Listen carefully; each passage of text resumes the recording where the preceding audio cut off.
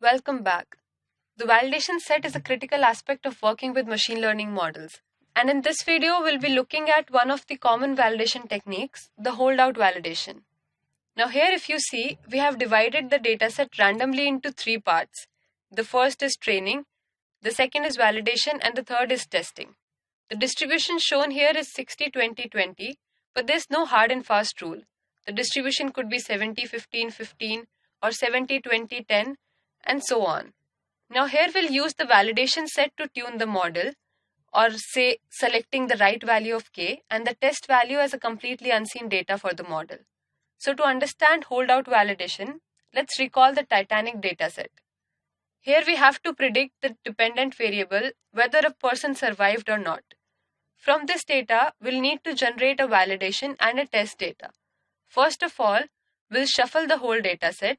So here you can see the shuffled data, and then simply take out a subset which will be our test data.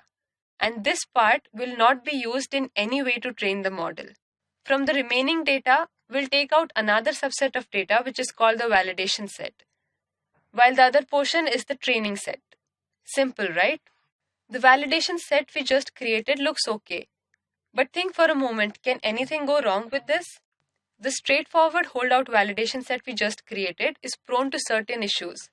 The validation set and the train set could potentially have different distributions. How? Let me explain. Consider this example. The blue bar represents the class 0 and the red bar represents the class 1.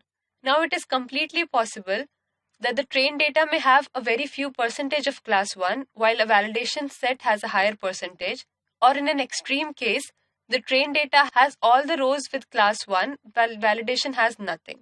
So in such a scenario, even a very good predictive model might not perform well on the validation dataset. So how do we solve this issue? By creating a stratified holdout validation set. Now the stratified holdout set divides the data in such a manner that the train set and the validation set have the same distribution of target class.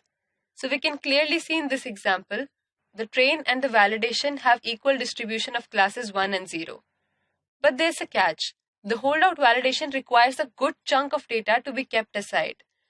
This can be an issue when the data is small or when we want to capture a complex relation, which requires more data to train on. So we'll deal with this issue in the upcoming videos, but for now let's learn how to create a holdout validation set in Python. Thank you.